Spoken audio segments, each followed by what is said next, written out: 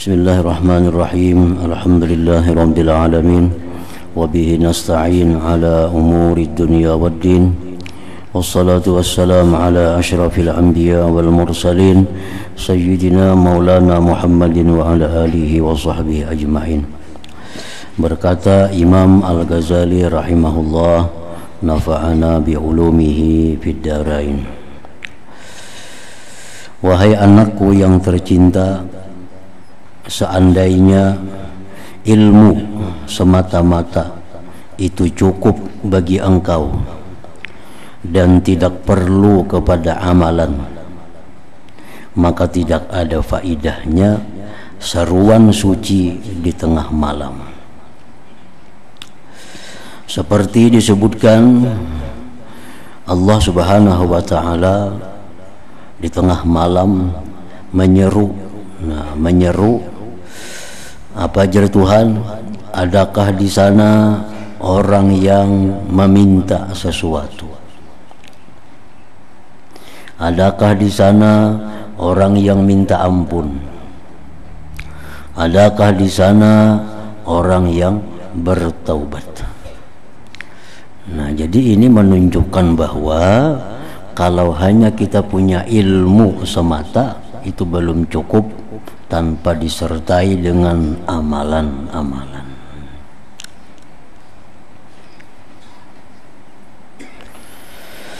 Diriwayatkan bahwasanya sebahagian daripada sahabat radhiyallahu anhum ajma'in menyebutkan tentang keindahan kepribadian Sayyidina Abdullah bin Umar radhiyallahu anhuma di sisi Rasulullah sallallahu alaihi wasallam.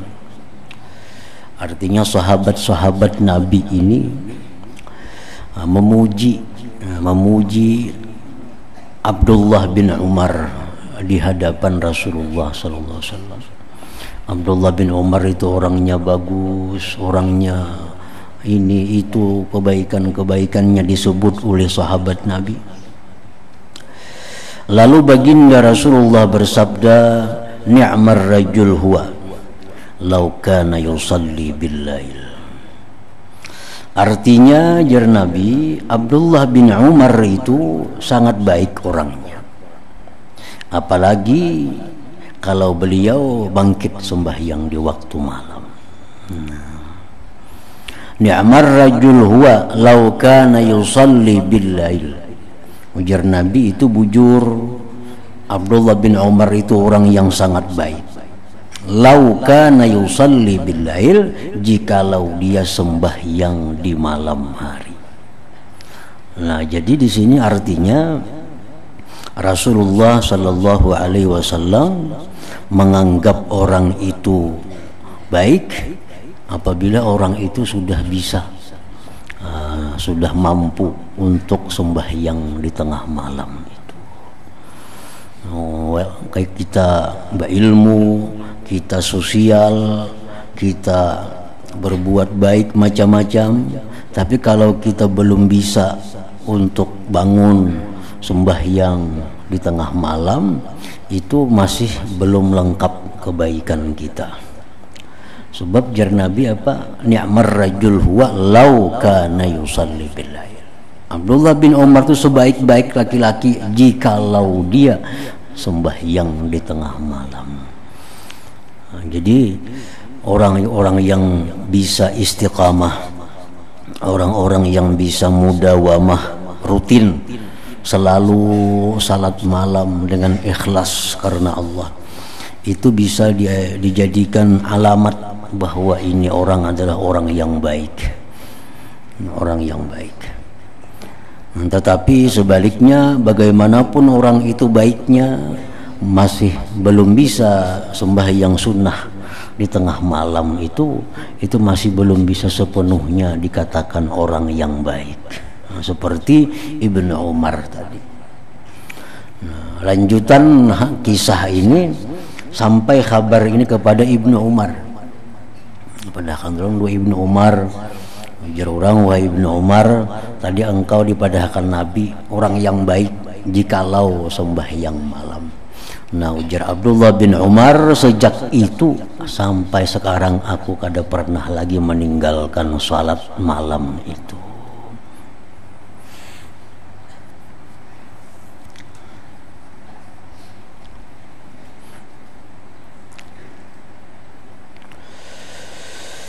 Memang perkataan Imam Al-Hasanul Basri radhiyallahu anhu bahwa untuk melazimi mengistiqamahkan salat lail itu sulit kalau kita masih ada punya dosa-dosa yang besar di sisi Allah Subhanahu wa taala. Sulit kita, walaupun kita sudah cukup persiapan, siang sudah istirahat, malam sudah lakas guring, tapi kita masih ada dosa-dosa besar yang belum diampuni Allah. Nah, kita akan terpasung oleh dosa itu sehingga kita berat kada kawa melakukan salatul lail, sembahyang di tengah malam itu secara istiqamah. Artinya amun sewaktu-waktu itu bisa aja kawa. Sewaktu-waktu misal kita ada kebutuhan lawan Tuhan, misalnya kita ada perlu, nah itu bisa kita sembahyang tengah malam, bayang. Begitu selesai bisa ampih juga bangun tengah malamnya. Nah itu ngarannya kada istiqamah. Kalau istiqamah terus menerus, baik di kampung, baik waktu di musafir, nah itu berat. Nah, kalau kita masih ada dosa-dosa yang besar.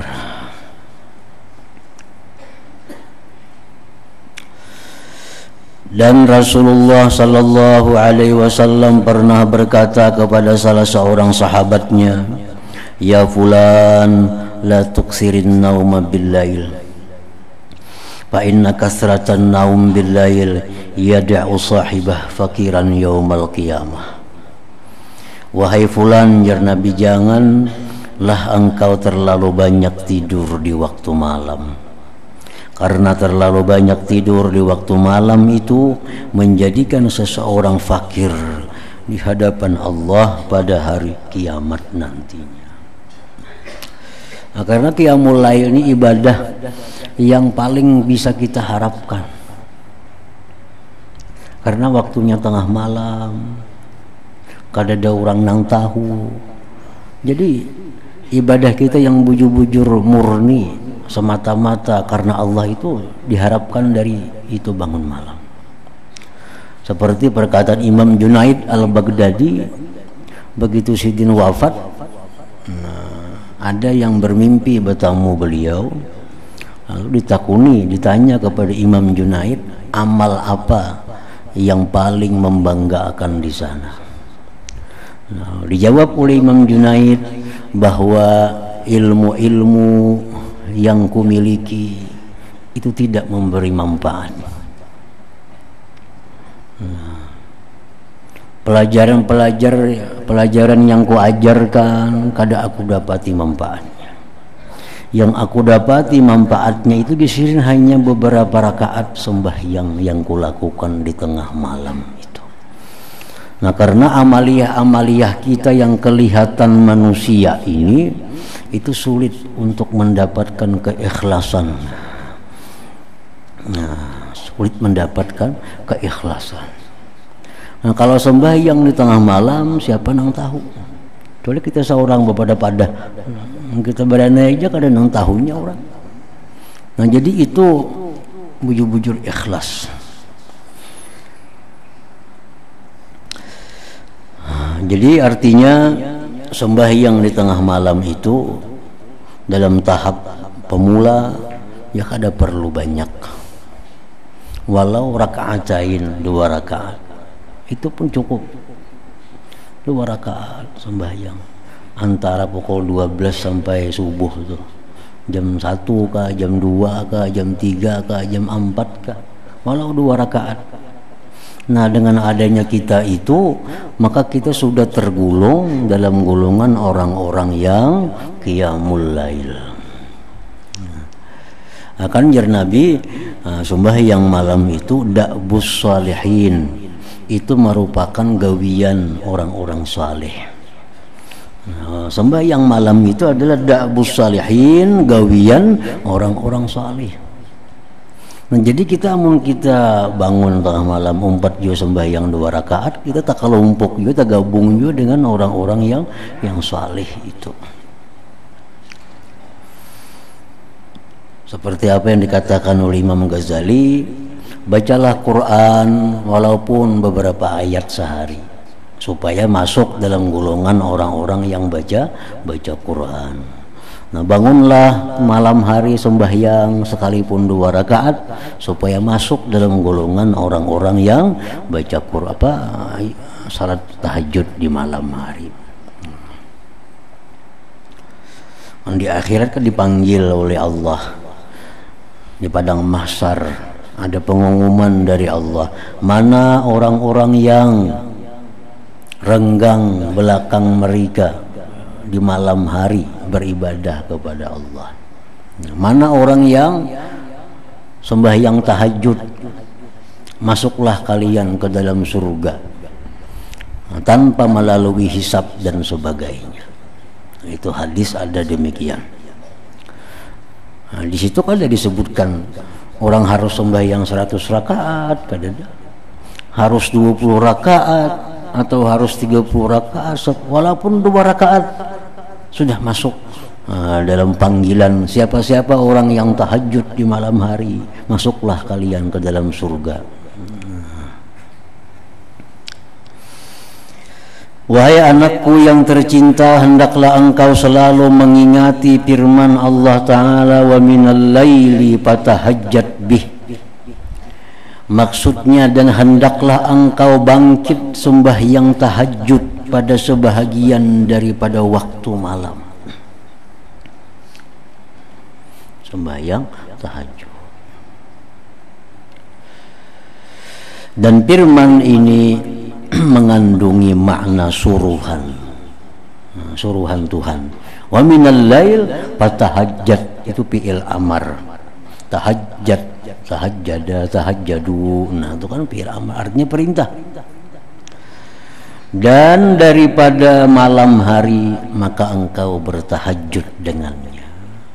Tuhan kadang menyuruh harus 10 rakaat, harus berapa rakaat, 2 rakaat sudah cukup, masuk sudah dalam golongan orang-orang yang tahajud itu.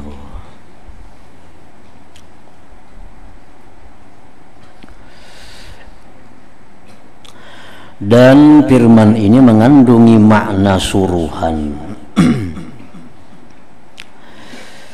Wabil ashari hum yastaghfirun, surat Az-Zariyat ayat 18. Maksudnya, dan di waktu sahur mereka senantiasa beristighfar akan Allah.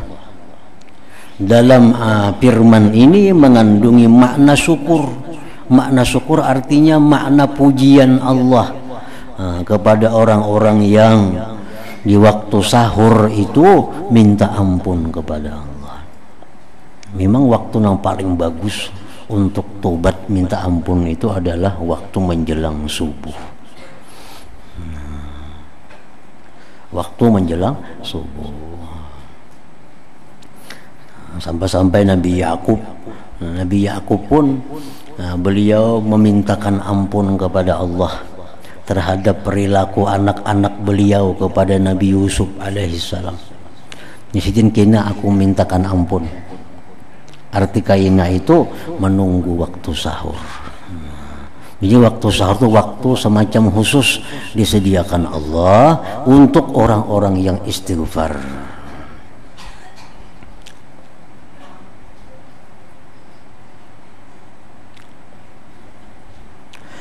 Dan firman-Nya lagi, wal mustaghfirina bil ashar.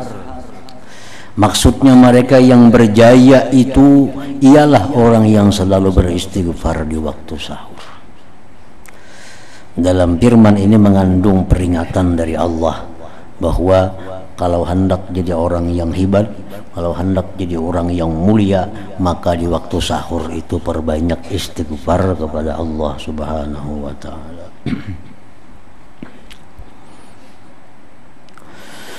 Telah bersabda Rasulullah sallallahu alaihi wasallam, thalathatu aswatin yuhibbuha Allah Ta'ala, sautud dik, wa sautul ladzi yaqra'ul Qur'an, wa sautul mustaghfirina bil ashar. Artinya,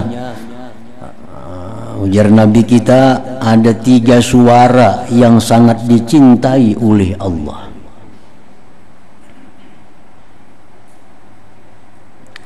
Suara ayam jantan yang berkukuk di waktu sahur. Ayam mekungkuk di tengah malam waktu sahur.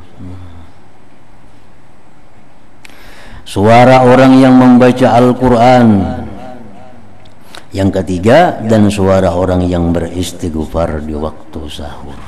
Ini 3 suara yang sangat dirindukan oleh Allah, dicintai oleh Allah Subhanahu wa Ta'ala.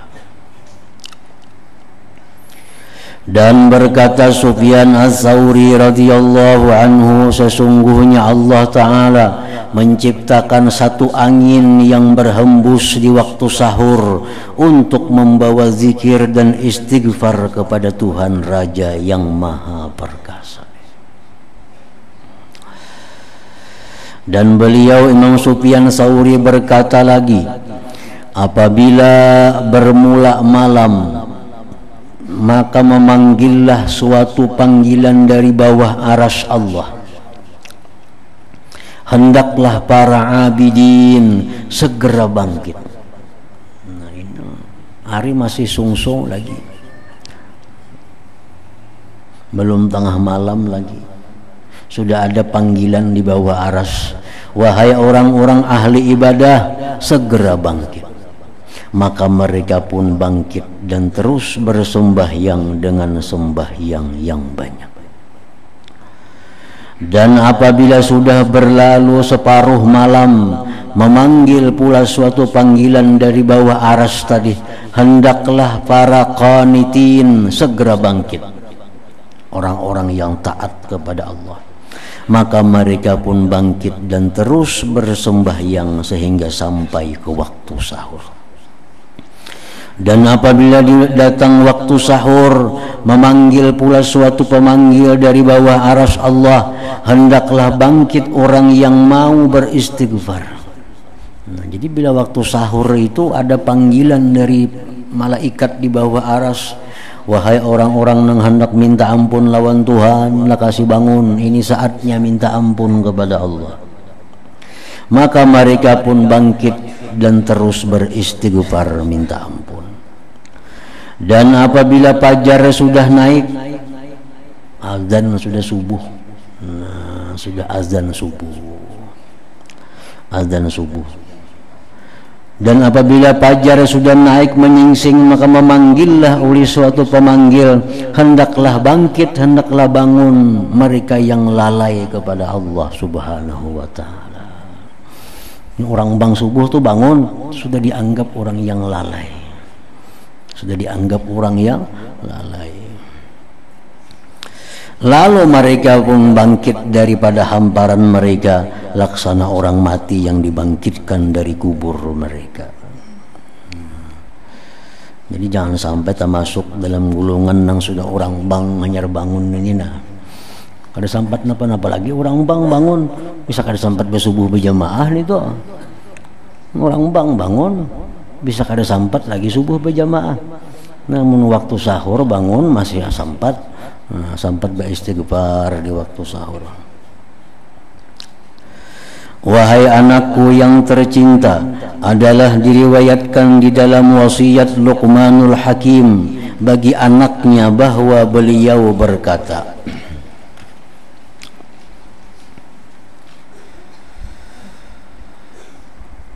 wahai anakku yang tercinta, janganlah sampai ayam jantan itu lebih bijak daripada engkau. Jangan sampai ayam itu lebih pintar daripada engkau. Ia berkukuk di waktu sahur, sedangkan engkau masih tidur lagi. Jangan sampai tak pintar ayam pada ikam ya Sidin. Menasihati anak Sidin. Ayam jantan itu waktu sahur sudah kuciakan kungkukan, nah ampunnya maka guring lagi.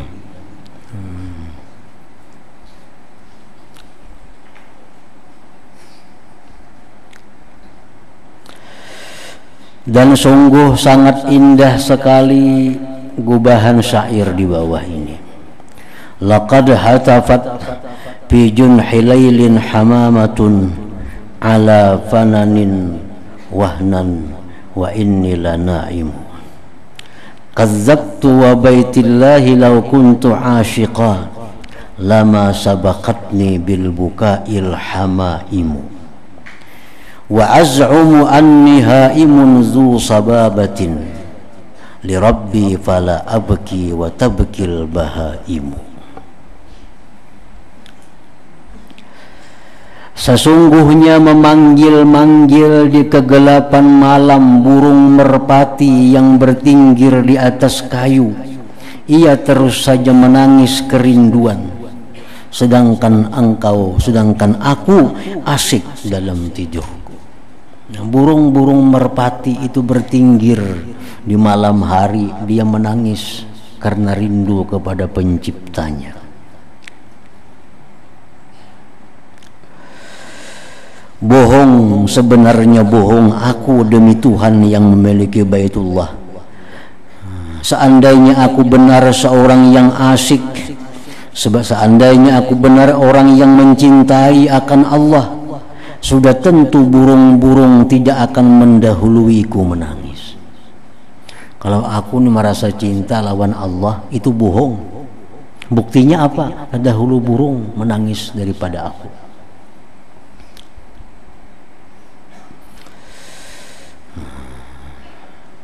Aku mengaku bahwa aku seorang pecinta yang bersangatan dahaga untuk bertemu kekasih. Aku mengaku bahwa aku mencintai Allah. Artinya, aku mengaku bahwa aku cinta kepada Allah. Namun kenapa aku masih belum pandai menangis seperti menangis binatang-binatang itu? Jadi artinya hanya sangkaan kita. Kita menyangka bahwa kita ini sudah cinta kepada Allah. Itu hanya sangkaan kita kalau didukung oleh bukti-bukti bahwa kita itu cinta kepada Allah Subhanahu wa ta'ala. Nasihat ke-11, ibadahmu hendaklah mengikuti aturan syara. Wahai anakku yang tercinta, intisari segala ilmu itu ialah bahwa engkau mengetahui cara mengerjakan ketaatan dan ibadah akan Allah Ta'ala.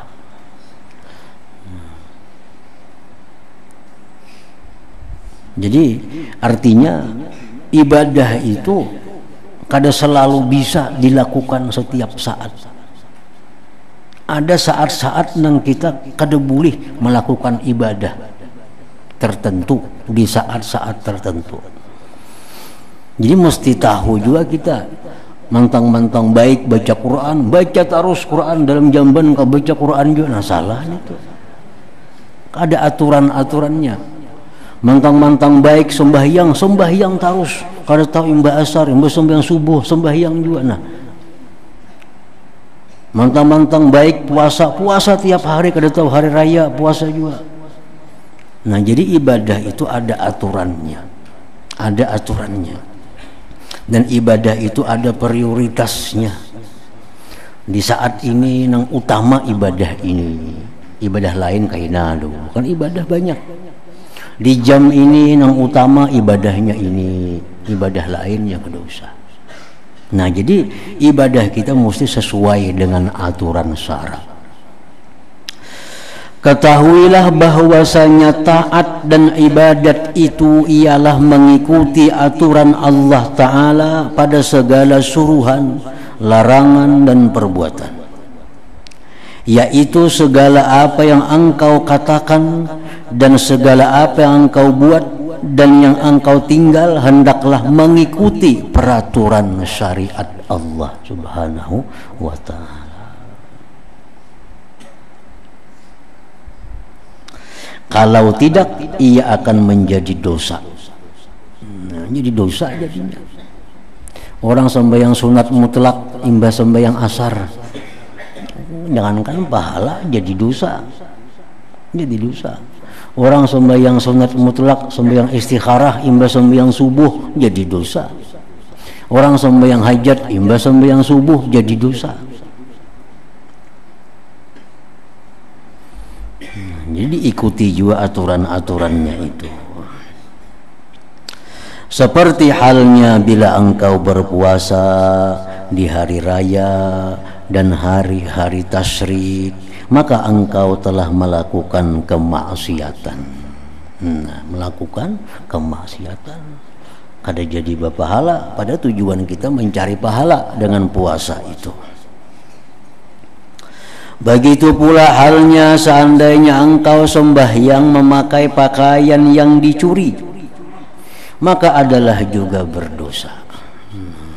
Walaupun pada zahirnya engkau telah melakukan suatu bentuk ibadah, tapi karena kada sesuai tata caranya, kada sesuai aturannya, maka ibadah yang mestinya jadi ladang pahala menjadi dosa. Nah, sembahyang kita ketinggalan sembahyang, ada ketinggalan sembahyang ini yang sengaja. Nah, ada ketinggalan sembahyang nang kada sengaja. Contohnya orang bang zuhur misalnya. Ini orang bang zuhur. Nah, sudah masuk waktu zuhur. Guring kita, guring. Sekali bangun orang bang maghrib, bulan puasa, puput berbunyi bangun. Nah, zuhur kada sembahyang, pada guringnya pukul 1. Dikira kita bangun lagi tadi pukul 3, kalinya kada tahu lagi. Nah, lalunya wajib mengqadha nih, mengqadha 2 sembahyang.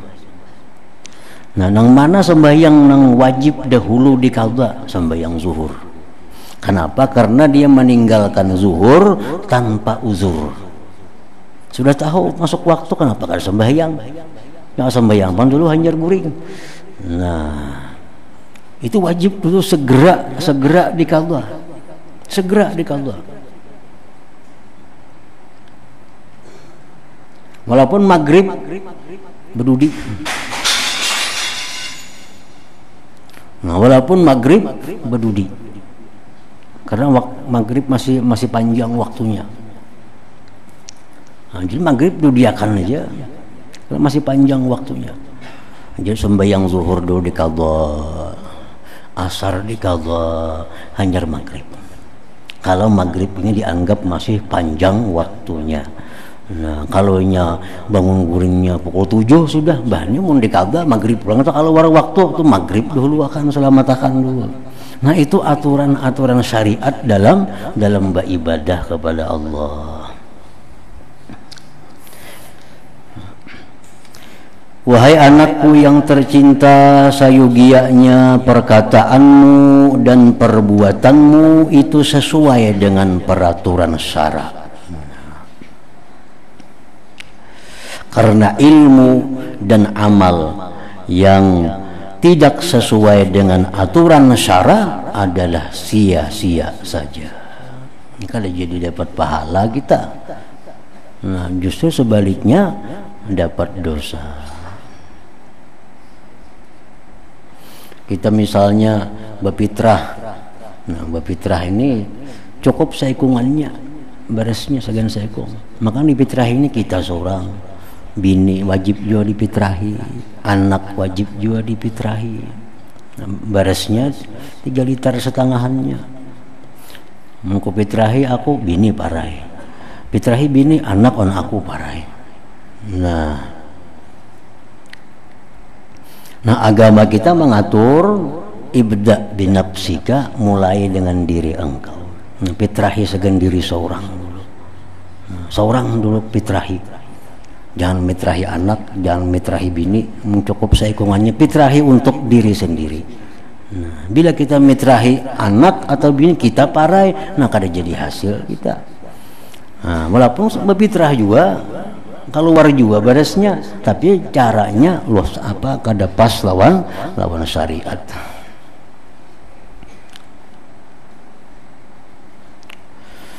Dan sayugianya bagimu bahwa engkau tidak tertipu dengan perkataan yang aneh-aneh dan keterlanjuran perkataan ahli tasawuf. Nah, kita jangan hendak meniru-niru perkataan orang-orang ahli tasawuf yang sudah ma'rifat lawan Allah itu. Kadang-kadang mereka itu berkata-kata dalam keadaan di luar kesadaran mereka. Nah, orang-orang yang sudah tinggi kedudukan di sisi Allah itu kadang-kadang ucapan-ucapannya itu kadangkala dicerna oleh akal kita. Kadang-kadang kaya pina melamahkan beribadah ada juga. Kadang-kadang pina kada sesuai dengan syariat ada juga, karena mereka mengatakan itu dalam keadaan di luar kesadaran mereka karena mereka asik dengan Allah Subhanahu wa taala. Nah, itu jangan dituruti perkataan-perkataan orang itu. Nah, makanya biasanya setiap ada perkataan-perkataan orang-orang sufi yang kelihatannya melemahkan ibadah, yang kelihatannya itu bertentangan dengan syariat, itu biasa ada diterjemahkan oleh ulama berikutnya bahwa ini maksud sidin bukan kayak itu, bukan kayak zahirnya itu ada. Ini maksudnya ada macam ini. Nah, oleh karena itu diatur kita kada boleh membaca sembarang kitab-kitab yang dikarang oleh orang sufi itu. Kalau kita salah paham, kita salah mengerti sehingga kita melamahkan syariat Allah. Nah, melamahkan ibadah kepada Allah, melamahkan segala macam kebaikan.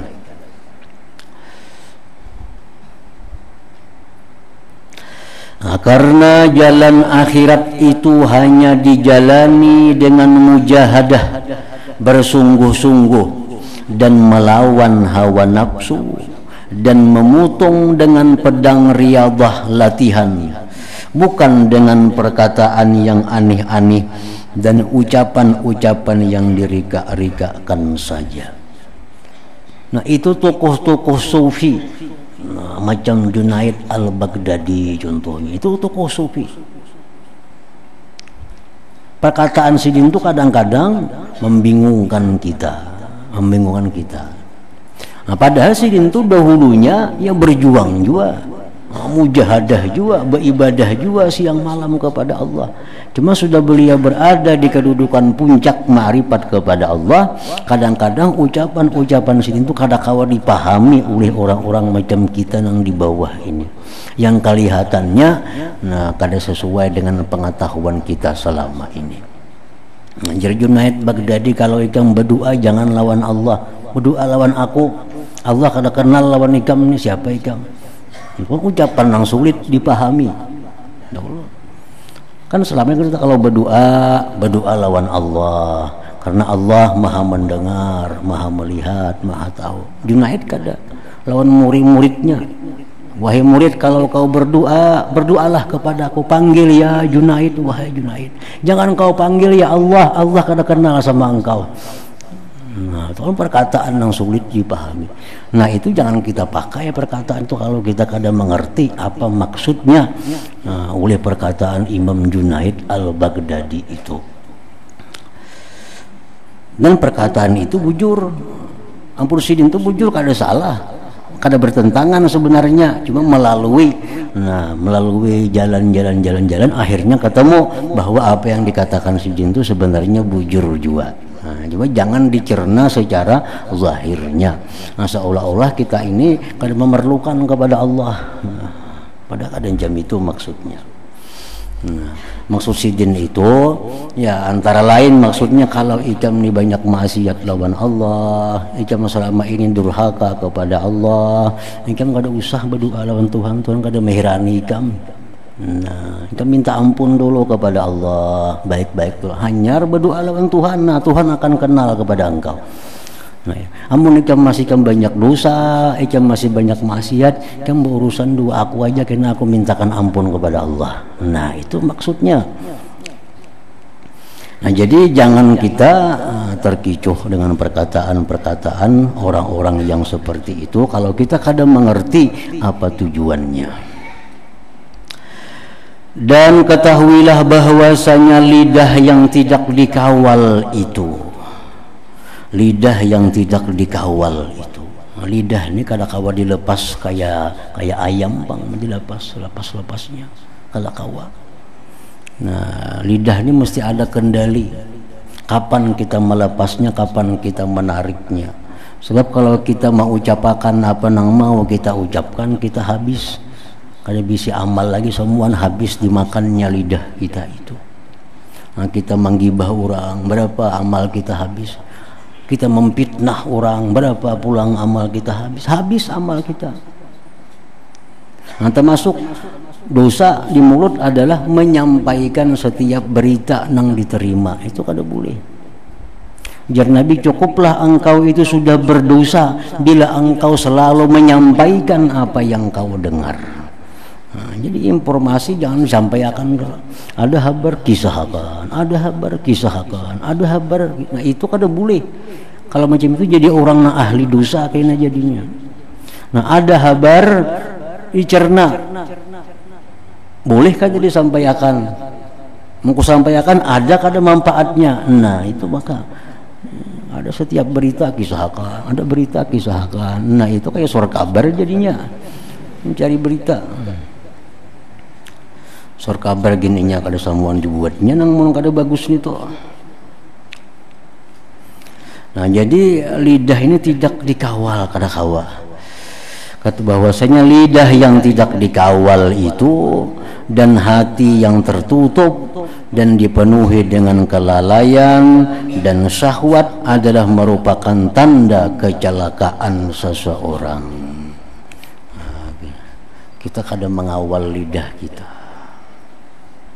Nah, makanya kita disuruh bakhalwat, disuruh jangan bergaul.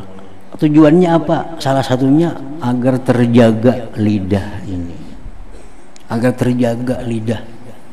Makanya suruh kita kurangi bergaul, apalagi dengan orang-orang yang kada jelas. Jangan hendak bergaul. Nah, diam di rumah itu lebih baik. Supaya apa? Antara lain terjaga lidah kita daripada menyebut nang macam-macam. Nah, jadi bagian di rumah itu lebih selamat. Tapi jangan bisa telepon, mau bisa HP sama aja juga. HP situ kamari sama aja juga bergaul ngarannya kada jadi bakhalwat nih tuh.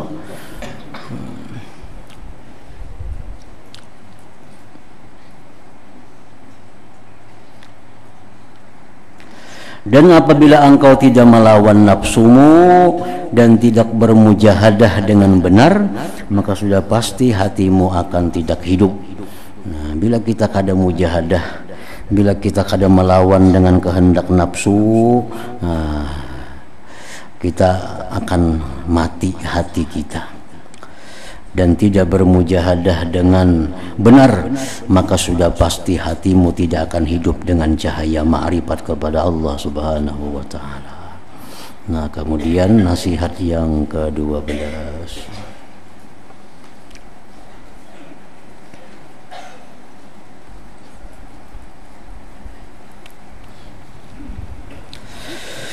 Afdhalu dzikri fa'lam annahu la ilaha illallah Muhammadur Rasulullah, la ilaha illallah Muhammadur Rasulullah, la ilaha illallah Muhammadur Rasulullah, la ilaha illallah, la ilaha illallah, la ilaha illallah, la ilaha illallah, la ilaha illallah.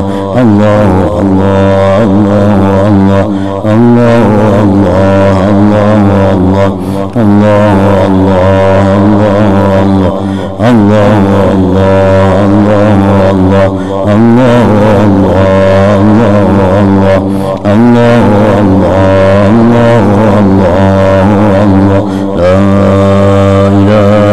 Allah Muhammadur Rasulullah, la ilaha illallah Muhammadur Rasulullah, la ilaha illallah Muhammadur Rasulullah, la ilaha illallah.